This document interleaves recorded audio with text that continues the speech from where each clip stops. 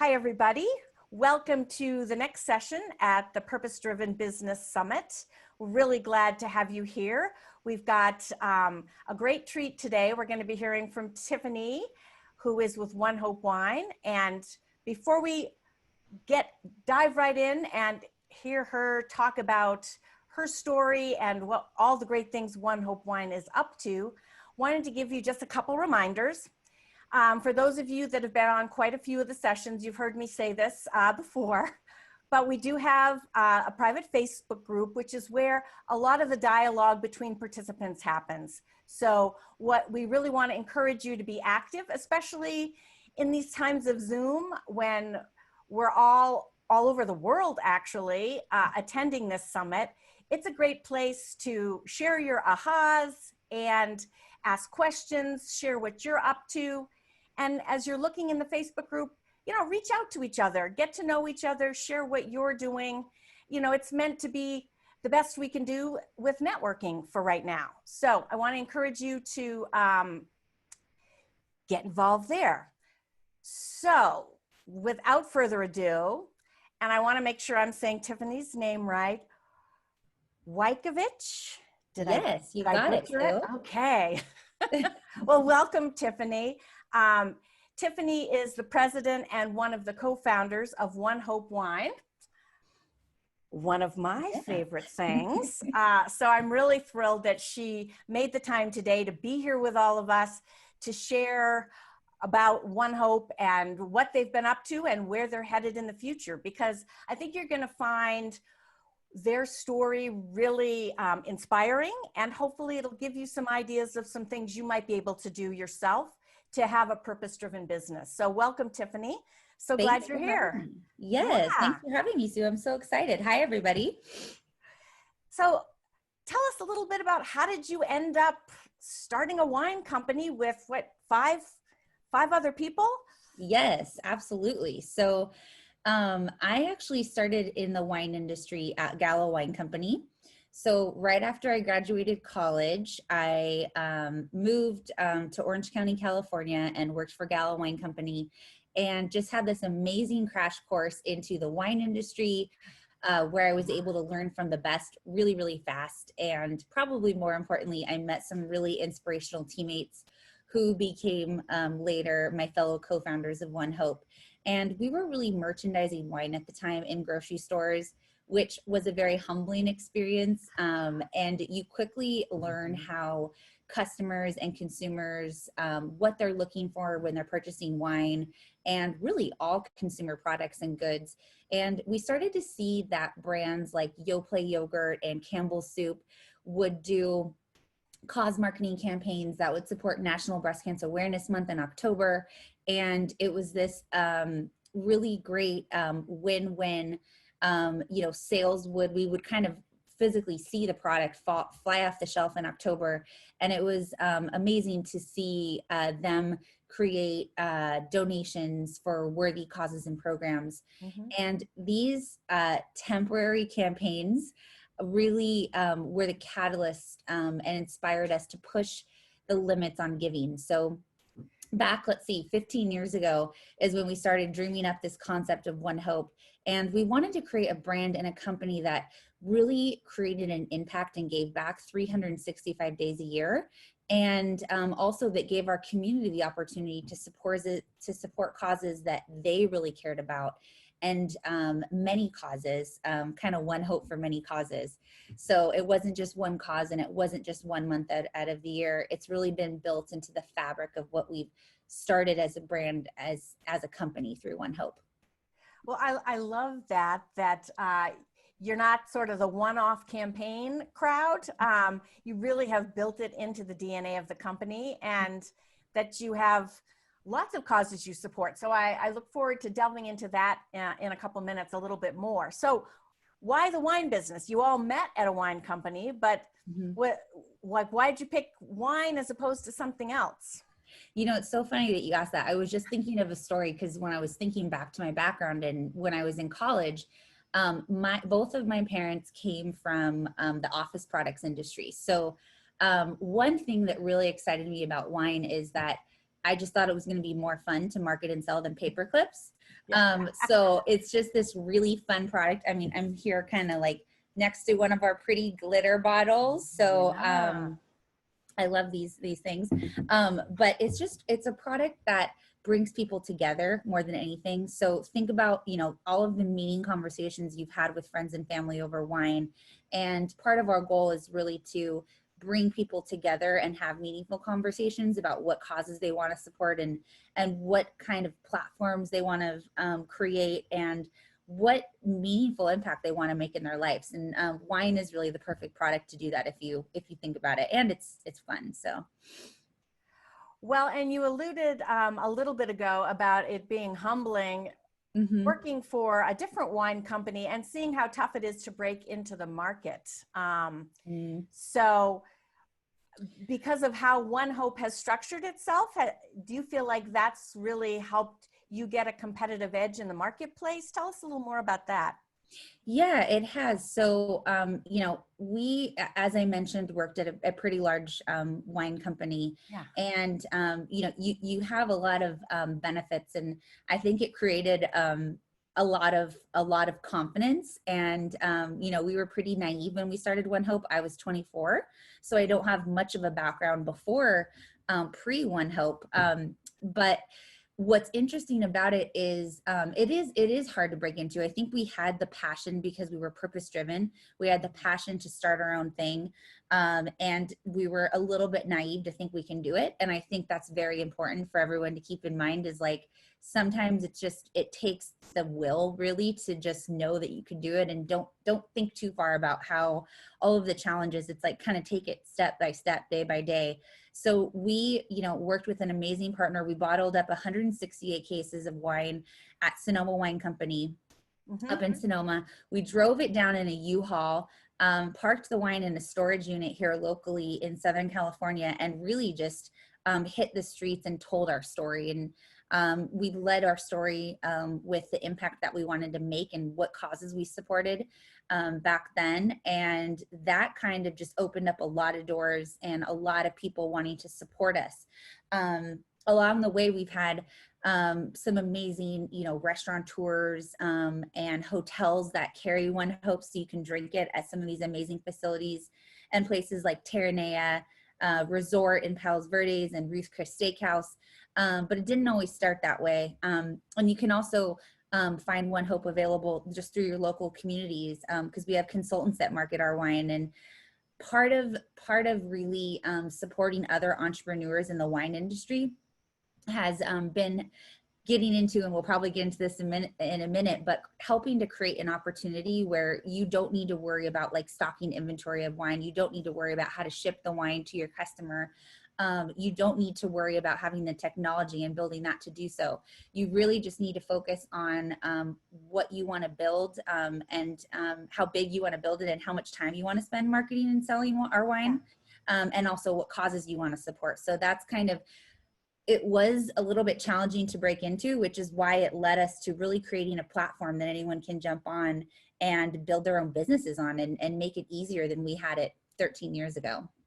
Well, since you started talking about that, let's dig a Yeah. little further, because I think that's one of the creative things that you've done to really help people that want to be entrepreneurs and have their own business, but like you say, take some of the pressure off, and do good at the same time while they're making money.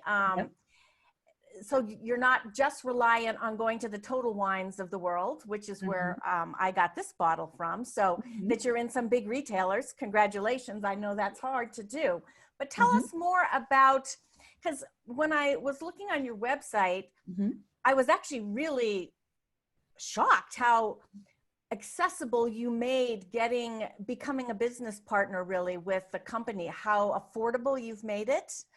So a lot of people would be able to jump on and roll up their sleeves and get started. So tell us more about like how that whole process came about, having independent people, and like what's the upside and what's the downside. And so tell us, Sure. give us the skinny. Yeah. So Like I said, we realized early on, I mean, we really started building the brand through this grassroots effort, Mhm. partly because it was the only thing we can do at the time. And we noticed that, you know, the wine really resonated with people. So I'll start with the quality piece, just because I think it's important that people understand when they're thinking about their own businesses, and anything, you want to really be purpose driven, of course, but you also want to have a product that creates value. So Yeah. we have now put our roots down in Napa. We have a winery located in Rutherford, which is the heart of Napa Valley, and we're creating wines that start at $20 to $25 price points that are 90 plus rated wines. So really, really proud of kind of the quality first and foremost that we can offer people. And I think that that matters, right? And when you think about how to retain your customers and how you know that they might try your product once, especially if you're purpose driven. And I hope every business becomes purpose driven from now moving forward.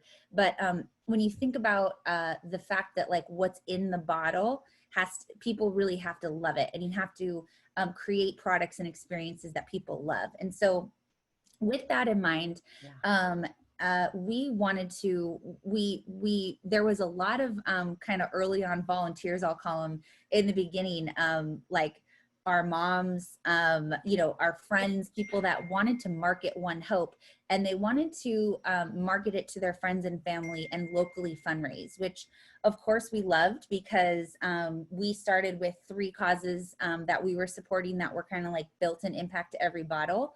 But what we quickly saw and what resonated with anyone we were talking to is everyone had a cause that they wanted to support. So what we've really built and what that's transitioned to is we have an opportunity now where you can become really a consultant and a marketer with ONEHOPE. And we call that opportunity our Cause Entrepreneur opportunity. So you don't have to really have a lot of like entrepreneurial setup like you would. You're kind of like jumping on our platform that's already built, but of course you're still a cause entrepreneur because you make what you put into any business, I think. But at this point, what we've built is anyone across the country. We operate in 46 states that you can find on our website.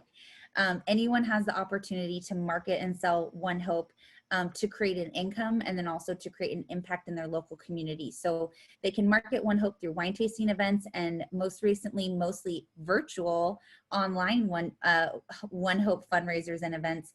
And we donate 10% of sales to a cause that our hosts and our consultants and CEs care about. And you also have the opportunity to earn up to 25% commission plus some pretty generous bonuses based on kind of the leadership level that you take on with us. So yeah, we have about 5,000 cause entrepreneurs across the country now that are creating an impact with us and really helping bringing hope to many people through this time. Yeah, that's cool. Now, so tell me, how do you do an online wine tasting? Yep. So we make it really easy with our technology. So you can create a link within a few minutes online. You can pick a cause that you want to support, and you can, you know, post that link and start up. You could do a virtual Zoom where you're kind of interfacing with people like we all are today, which is really fun. You can create online event platform through ours or through Facebook. And probably most importantly and easily, you can email or text out the link so people can shop and support you. That's really fun. And 5,000, wow, that's a lot of people out there carrying the torch for what you're up to. It is. It's an amazing way to market, really giving back, to market our brand. And you know, we have the goal to democratize the Napa Valley wine tasting experience too. So not everyone, especially now, can get to Napa and sit in our tasting room and experience wine in that way. So we want to bring people together all over the country who don't get to go to Napa all the time, experience some award-winning wines at some really affordable pricing, and then of course be able to raise money and give back to their local community. So yeah, that's great. I love that. Yeah. You've just been so creative with a lot of the ways that you've really rolled out the company to get as much reach and do as much good and sell as much product as possible. So that's great. So you said when you first started, you picked 3 causes. So what did you pick and why did you pick them and Mhm. what's it look like today? Yeah, so we picked causes that the 6 of us as co-founders were really personally touched by. So we had a Chardonnay that supported women with breast cancer, which we still have today. We had a Cabernet that supported children with autism, which we also still support today. And then we had a Merlot that was really a global cause for us, and that supported people battling AIDS at the time. We've kind of slowly transitioned that varietal into global health initiatives and other things that people need. But we have all of those varietals still, which are great and do great for us in terms of sales, but we've added about 40 more. And we have an international wine portfolio. We have an amazing sparkling wine portfolio. So a lot of people out there celebrating hope and with ONEHOPE.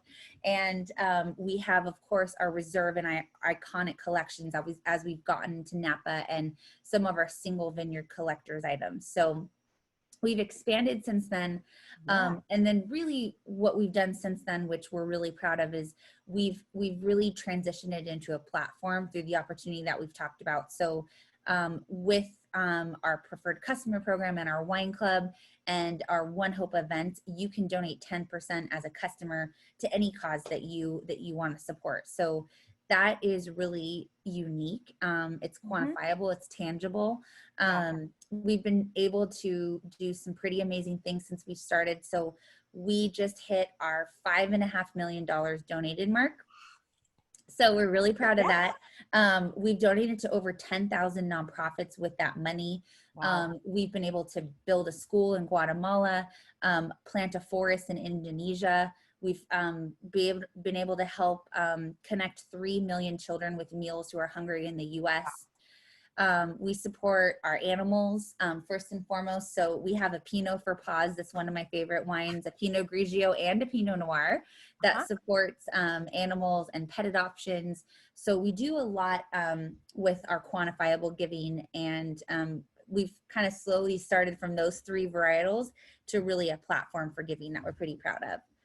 So how do you pick what nonprofits or projects to get involved with? Because I'm sure once the word's out, you know, the line can be out the door of people that are like, we need some help too. Like, so how do you pick where you're going to be able to leverage the most good? Yep, absolutely. So you're definitely right about the line. We got a lot of requests from nonprofits who really need program support. And that's part of why we've evolved and really why anyone can raise money with the 10% factor. In terms of what causes we support, right on the bottle where you can find them kind of attached to our bottles on the website, we have a 13-point criteria system where we vet the nonprofit. We have things that we like to follow, like they've been in business for 3 years or more, they're national, they're a 501c3, of course. And one of the things we look at definitely is how much money on the dollar is going towards their program. So really our cause to impact ratio, we call it. So that's important for us to understand, because we like to make our impact tangible and share that with our community, broader community of cause entrepreneurs, hosts, and customers. So those are some of the things we look for. And it's also why we've opened up to really be a platform, because we realize that people really want to raise money through wine, and it wasn't just us. So we've opened it up for sure. Well, I think that's really a best practice that I hope those of you listening are paying attention to, where you actually have written criteria that are pretty specific, that help you screen all the people that need and want help to really narrow it down. Of course, we all wish we could help everybody, but that's not realistic. But where can you do the most good with organizations that are, they have the capacity to be able to do the kinds of things that you're hoping they're going to be able to do. So actually having that list, you know, that's definitely a best practice that I think other people, you should be paying attention and have something similar. That's my personal bias, right? Yeah. Yep, for sure. So for folks that are thinking about starting a purpose-driven business themselves, what what would be some tips that you would have in terms of like what they need to think about before they jump into the deep end of the swimming pool, or as they're getting it organized? Yeah, what comes to mind? Maybe things that are lessons learned. Like you said, you went in a little more on the naive side than you would now, obviously, but Yep. yeah. So what tips might you have? Yeah, so I would say definitely, I think optimism is important. I kind of mentioned we were pretty naive, and I think that's always important to keep in mind. But I also think that that's balanced with knowing that going into it, that you're going to need to be really resilient. So work on building up that muscle. Just kind of know going in, starting a business is tough. Starting a purpose driven business is tough. There are bound to be challenges along the way. So being able to mentally recover as quickly as you can and move on to make the next possible best decision, that's kind of what mental toughness is. So I would definitely warn everyone to keep prepared for that, under pressure and under stress. Be as resilient and mentally tough as you humanly can. And that's going to be important. I would say, of course, this probably goes, for a purpose-driven business or not. Surround yourself with people that share your values. So, you hear people talk about make sure you're building an A team. I don't care if it's one partner or if it's your vendors or if, you work with independent contractors, whoever it is.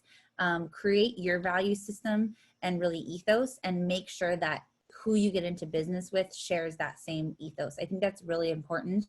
I think that if you focus on the culture, and even if you're a business of one, you're still going to be working with suppliers and vendors and partners across the board. So work with people that you share the same values with. And I think that will help get you through some of the bumps that are kind of inevitably going to come up.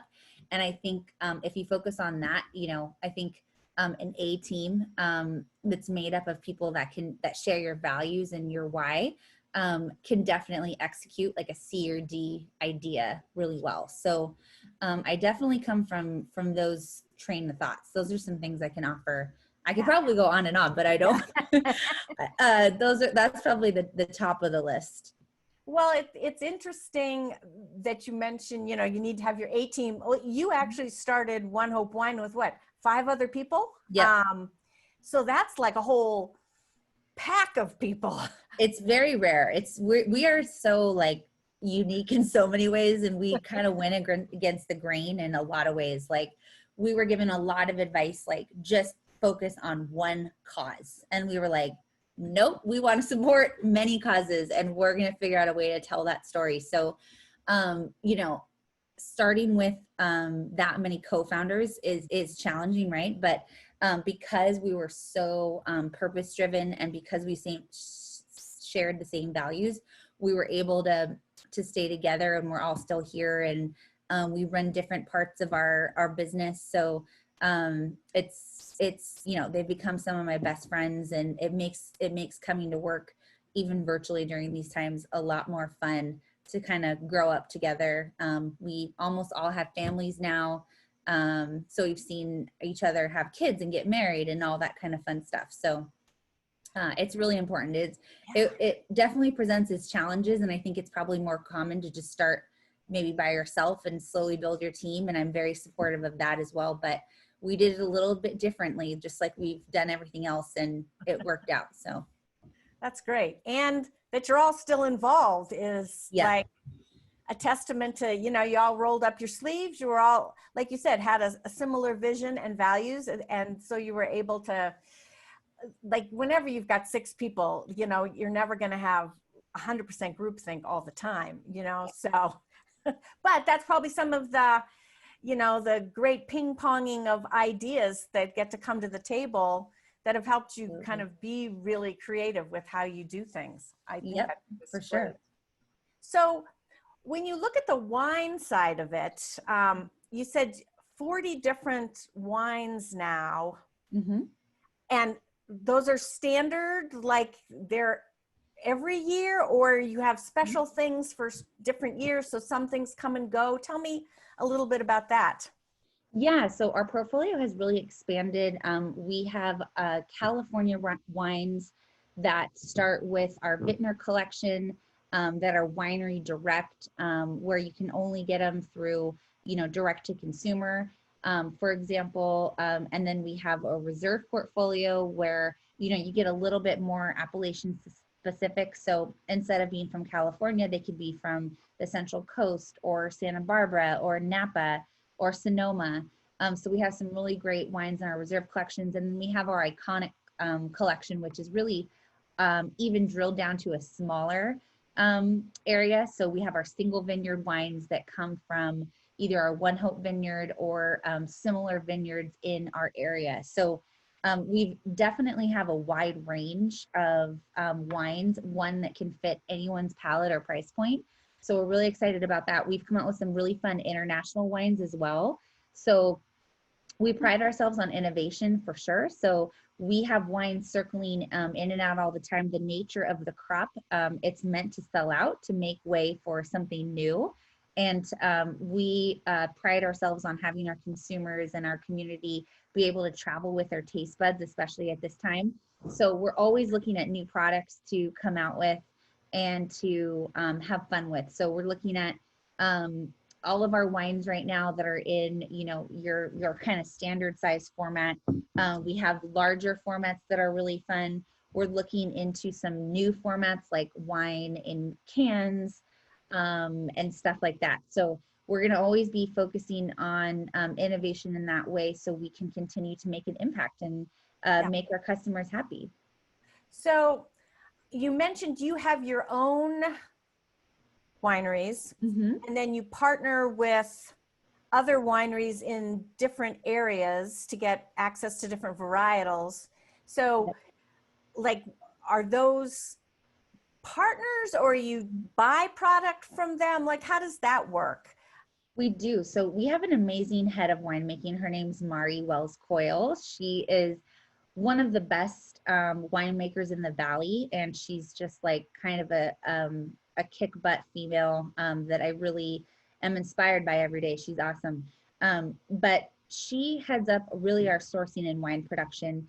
And she sources our wine, and we source our wine from about 1,000 vineyards actually in California. So even though we do own our own ONEHOPE vineyard and property in Napa, we've outgrown that production, right? So we're at about 150,000 case production at this point. So we source from really the best vineyards, and that gives us the ability to deliver the award-winning wine that we have as our price point when you kind of open that up and be able to source from the best regions in the Central Coast, Sonoma, and Napa. So we source everywhere, even though we're about only 1% vertically integrated. It allows us to be able to get the best juice on the market and blend it for our community's taste profile. Well, and it's also great because you're probably supporting a lot of smaller vineyards that alone maybe don't have enough production to like really make it a profitable thing, but Absolutely. so it's win-win. You win, they win. Absolutely. They get to do what they love, and you get to do what you love and are really good at. So yeah. Wow, 1,000. That's, you guys are hitting a lot of big numbers on a lot of things. Like, a lot to keep your fingers on.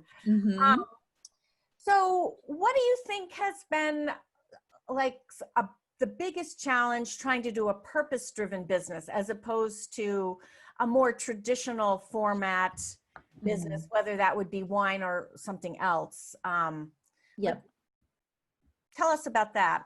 Yeah, so I would say that probably the biggest challenge in a purpose-driven business that I've seen is first and foremost, you want to ensure that you're working with the right cause partners, because a lot of the times nonprofits that you partner with can efficiently use the funds to distribute through programs because that's only what they do, right? And they really are the experts in that space. So you want to make sure that you have the right partners, because working with the wrong nonprofit partners can be really damaging to your business, as of course you can imagine. So you want to do your research there.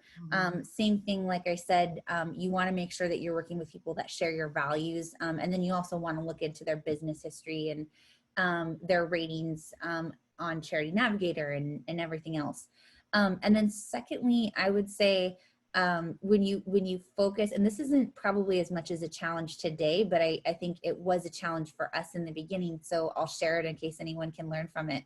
But you want to make sure that you have a quality product, and we always have from the beginning. But you start with kind of very little means, and we were 6 people telling our story that were in our early 20s, didn't have a ton of credibility on our side back then.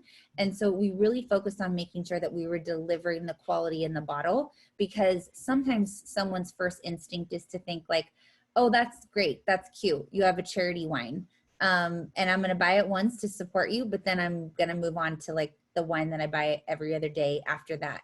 And to be able to surprise people, to be able to have them try it before they buy it early on, even when we did demos and stuff like that, is important, because people are going to probably support you once, especially if you're in front of them telling the story, and because you have a purpose. But really to build the brand and to build long-term and to have retention, you want to make sure that you're delivering a quality product, because sometimes people's mind go to like, they're only about that cause, right?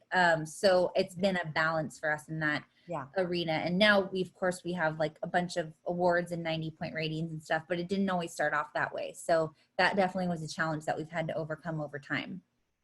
Well, because at the end of the day, like you say, after the first bottle that gives back, you've got to compete on the quality of your product. Absolutely. People won't spend $1 or $2 more to buy something just to be nice for long term. So to be sustainable, like they've got to like it too. And, they get to feel like they're doing double duty with their shopping dollars. It's like, exactly. Yes, I get to have my wine, and yes, I get to do good at the same time. Love it. As you were just talking, a question came up. So the nonprofits that you partner with, I guess it's a 2-part question. Do you ask them to do anything in terms of promotion to let their networks know that you're helping to support them? And are those kind of written out like the criteria like you have on the other side? Like, so tell us like what you do. They have to do anything, or what do you have them do for you? Yeah. So, I think that in the beginning, it wasn't as much of an expectation, because we were smaller, and we still don't really have it as an expectation. Like if we find a program that we want to support, and for example, like we work with Pencils of Promise, which is an amazing organization. And when we decided to build a school, like we were going to build that school, whether they helped us market it or not. Because like I said, we have our own amazing marketing team and 5,000 entrepreneurs around the country who are super inspiring people. So I think we have that part covered, but I think it helps a lot when they do participate in our community. And a lot of our amazing partners that, like Pencils for Promise, do participate in our community. So they will come and speak at our conferences. They will come live to our community and connect with them. They will come to our events. They will, of course, spread the word through their supporters, through email marketing and stuff like that. So the partnership is always the most successful, and we're always able to make the biggest impact when both parties participate. So when you can find nonprofits that have the resources and are really willing to connect with you and your community, that's a win-win. And so that's what we've really focused on the last couple years is people, like I said, who share our values, people that are dynamic and can share their story with your community, with our community virtually, through our conferences and stuff like that, because we love the fact that they can come and help us tell the story of why it's so important to support their program and to support that nonprofit, and do education and awareness for the cause that they're wanting to support. And really, they could do it better than even we can in a lot of ways. So we like to be as active as we can with working with our cause partners. And we're all about being able to tell those stories in a tangible way that people can hold on to and tell their customers and their hosts. So I think that's great because, I think sometimes businesses have a little bit of resistance to having any expectation of a nonprofit partner. They're like, oh, they need our help and they're so busy and, they're too busy. But so I'm glad to hear you say that, part of, while that's not an absolute, we're not going to support you if you don't do X, Y, Z back, that you have found that actually when both organizations are on the same page and can promote, the good you're able to leverage together, that's just that much more powerful. Absolutely. Well, I think that's great. Yeah. And I think that something we've done from the beginning, and we're still a young company, 13 years in, is we don't always partner with the largest nonprofit. We really dig in and find the best fit from a partnership level. And even though they're not the largest nonprofit, sometimes just like businesses, like we're young, they're young and hungry, and they're willing to give you a lot more support than the big guys out there. So we're just starting to get to the level where we're creating some really big partnerships that we're excited about. But big doesn't always mean that you work with the most recognizable name in the nonprofit space. A lot of people care about discovering and are delighted by new causes. Like we just started working with an amazing organization called The Conscious Kid. And they really work to provide education to children that is centered around anti-racism through books that they're providing in libraries and books that they're providing to families across the US. So I hadn't heard of them before a couple months ago, and they're new, but they're really supportive of us and willing to help us tell their story, which is really important. So. Well, and I think, that's a really great tip for people. And I hope they take it to heart because, if you know that there's a cause that you care about, then there's often lots of nonprofits that are doing programming in that area to choose from. And just going with the biggest doesn't necessarily mean you're going to leverage the most impact, because sometimes, especially for smaller companies, and you guys have kind of grown past some of that, it's like one drop in a sea. But for a smaller organization, the support that they get from a business can actually make a huge difference for them. So, I think that's great that you support organizations of all sizes, that it's much more about what are they up to, and does that really resonate with what ONEHOPE wants to be known for, and what kind of good footprint you want on the planet. So that's great. That's really great. So you mentioned maybe going to Cannes moving forward, but what else is ONEHOPE up to as you move forward? You know what? We have kind of entered in hypergrowth mode with, some of what 2020 has brought our way, and it hasn't, it's been a tough year. But what it's really kind of the silver lining of it has been for us is that we need to provide hope to as many people as we possibly can who need it during this time. So we're going to continue to focus on having an opportunity, our CE opportunity, where people can come on and join with us for $29 and make an income. So they are replacing full-time incomes. They're supplementing their unemployment checks. A lot of the times our reps and CEs are very quickly passing their unemployment checks that they're getting, which just makes me so happy because they're earning an income and creating an impact and just loving it. And it's through wine. So like we've talked about, it's fun. So I really, I'm proud of that. And we're going to continue to do more and more of that and reach more people. And I want to have as many, 6-figure earners on our platform as we can. And I think that in a lot of ways, that's going to be where we potentially leave our mark on the world, is not just through nonprofits, but the impact that we're able to make with people in their own homes. So I'm really excited about that. We're going to continue to do that. We're going to continue to come out with amazing wines from Napa. So more to come. We're always sourcing and working on new wines. We're about to hit our harvest season, which we're really excited about, coming up in the fall. So we will continue to come out with 90+ point rated wines from Napa for $25. Can't beat it. And then lastly, we're going to continue to really lead, and I want to be the largest direct-to-consumer wine company. So I want to be able to continue to be able to ship wine to our customers' doorsteps in 3 days or less ground with free shipping. And I'm just going to hit that over the head because we have some room to grow there. So those are, you know, some of the things that we really will continue to do and try to accomplish in the next 5 years, I would say. That's great. So you show up a lot of different places online. So where's the best place for people to kind of stay up with what you're up to and the next best thing? If somebody's interested in being a cause entrepreneur for you all, like what's the process there? So just tell people how they can get more involved with what One Hope Wine is doing. Absolutely. So definitely visit our website, onehopewine.com, and you're going to find there that you can become a member of our wine club. You can become a customer. I encourage you all to try our wine if you like wine and giving back. It also makes a great gift for people who need to be lifted up right now.